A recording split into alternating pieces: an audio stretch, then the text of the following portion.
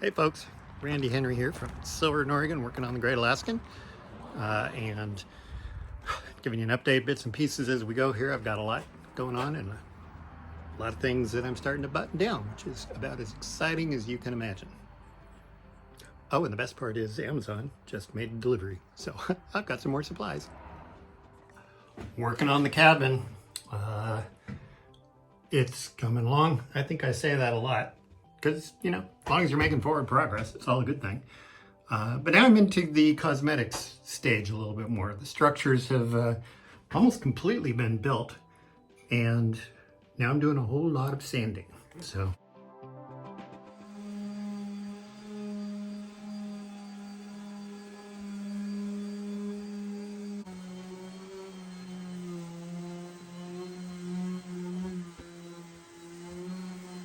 my fillets for the top beams weren't the greatest, so I did some sanding and ran another thin bead and smoothed my finger along, and they're pretty good. I'm getting them ground down to where they look good. Then I'll give them another coat of just straight epoxy resin, light sanding, and they should be ready to go. This is the co-pilot station, and it turned out really pretty. Yeah, there you go, dusted it off. Got some really pretty maple there.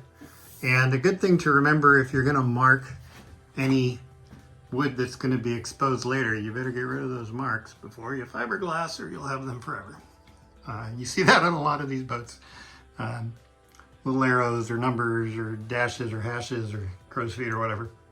Down here, these first couple of vertical dividers are going to be glued in place to the floor and to the wall. Everything else after that is removable, so I can get access to the black water tank, to some hatches and pumps, to the refrigerator, although I may glue that one in too. Right now it's set up so I can do either. And then I'm doing some things inside to get the bathroom into shape and get that closed up. So one of the things that I found helps a lot is to buy anything you can in bulk.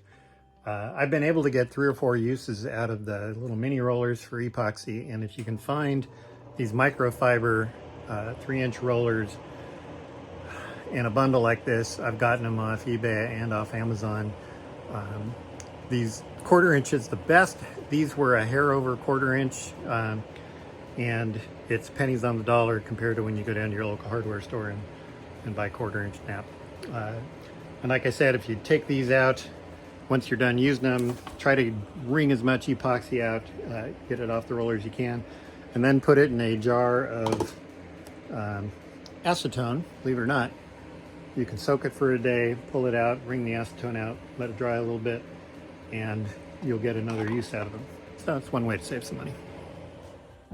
So I decided to make my consoles removable just in case I want to do anything different at some point. I think this is how I want them now. The passenger side console has a 1-inch piece of hardwood doweling, which is kind of a nice hand grip. It's in there very solid, tongue and grooved and epoxy to this. I've got the glove box here, which is currently functional. This will be fastened with screws here and here to the cleat, as well as screws down there. Some pretty stout stainless, and then it just lifts off. And I've set a new goal for myself. Yeah, it's a goal. Maybe it's a deadline. I don't know, it's a goal. Anyway, I've scheduled the full motor install for April 26th, 27th. So the end of April.